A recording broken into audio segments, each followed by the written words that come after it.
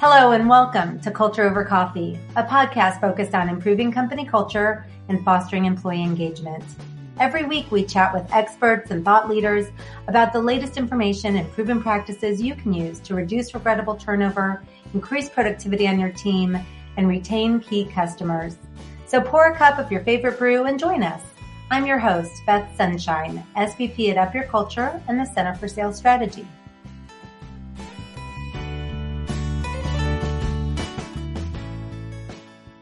In this brief Culture Snapshot episode, we're spending a few minutes to examine what comes after you've implemented an employee engagement survey with your team. We'll answer questions like, what happens after the survey results come in? And how can companies use the feedback effectively to enact real change? By the end of this quick episode, you'll be equipped with all the steps you need to ensure that the findings from your engagement survey don't go underutilized.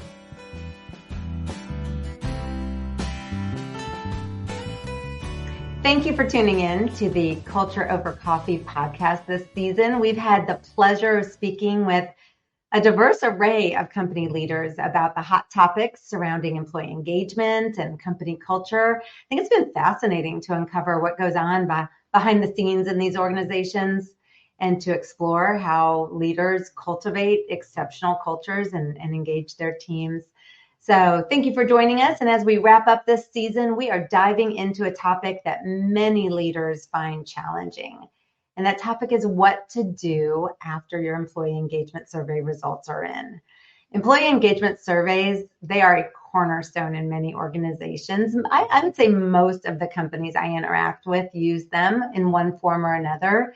They invest significant time and resources into these surveys. They want to gather valuable feedback from their employees. Their aim is to enhance various aspects of the workplace. So the intentions are good.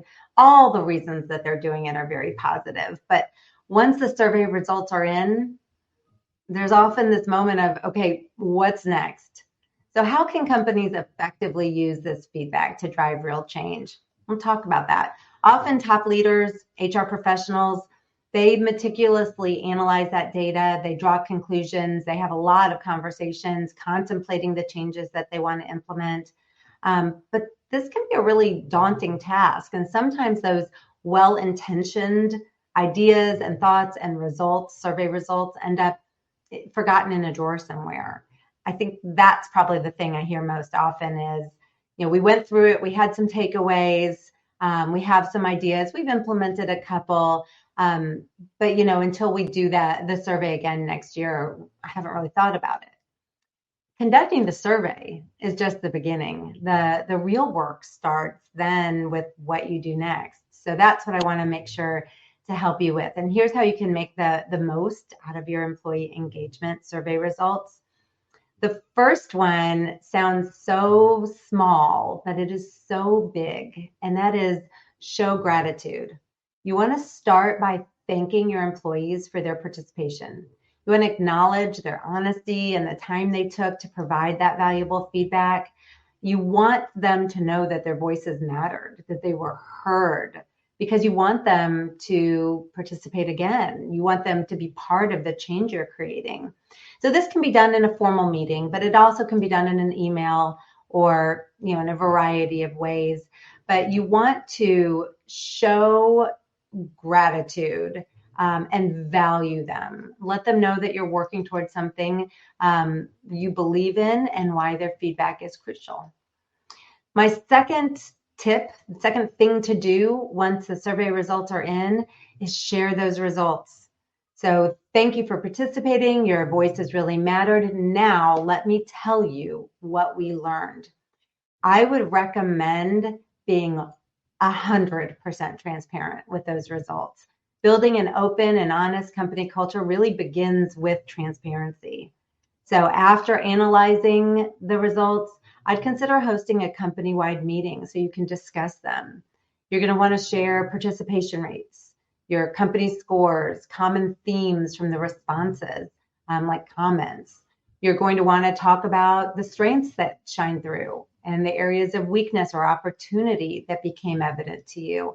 You want to be really honest, even about the less than flattering themes, Set your ego aside. You care about your company, so do they. And they participated in your survey to tell you how they feel. And now you have just a gold mine of information. Share it right back with them and show them that you take their feedback seriously and that you're committed to improvement. And then, of course, you don't want to just information dump. You want to have a plan for what you're going to do about it. So use that survey data to pinpoint areas for improvement. Develop a very clear, actionable plan. So this might include setting some specific goals. This might include assigning responsibilities to certain people, establishing timelines, building certain habits, introducing certain tools. Whatever your plan is, you want to communicate that plan to your employees so they understand the steps being taken and how their feedback is being utilized. Now, when we work with clients to do this, we get down pretty nitty gritty. So we don't have one plan for the whole company necessarily. Different departments or divisions or teams might even have a slightly different plan. You should go as deep as you can possibly go. Create that action plan. Make sure everyone knows what it is, because it's not an action plan for the leader. It's an action plan for everyone. And then follow up regularly. So keep the lines of communication open, provide updates on the progress of your action plan. There might be positive updates, momentum is happening. You might have an update that you're not seeing the growth or the improvement that you want. That's okay too. But don't let it fall away. Keep this in the conversation. This maintains transparency. It shows employees that their feedback is leading to tangible changes. Maybe you hit a roadblock, but you're aware of it, and still their feedback will lead to something good. Regular check-ins can also help you assess the effectiveness of your initiatives, make necessary adjustments. So you're getting their thoughts on it all along the way, very helpful. And then I'd recommend celebrating successes. So when you achieve milestones, when you see any improvements as a result of your action plan, even the tiniest ones, celebrate them. Recognize and reward progress. You want to show people that you are here, you want to get there, and you are noticing every step along the way. It tells them that your culture is important, their engagement is important, you're paying attention, and it can boost morale and just reinforce that you are in control of this. What's interesting, I find, is that it takes a long time. It takes typically about 18 months to greatly change the engagement level of a group of employees.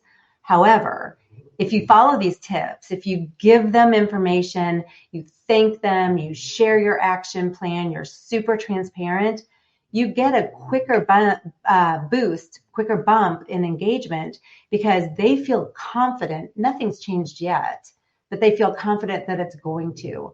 So you get almost a bonus bump in engagement that you can maintain through your whole initiative. So by following these steps, you can ensure, I think, that your engagement survey doesn't end up in just a drawer. It's not just a formality. It can be something that's a really powerful tool for driving real positive change within your organization. So give this a try. Let me know how it goes. I'll be curious to hear. Thanks so much for spending time with us on Culture Over Coffee. If you've enjoyed the conversation, be sure to subscribe and join us for every episode. For more helpful information on the topics of company culture and employee engagement, visit us at upyourculture.com.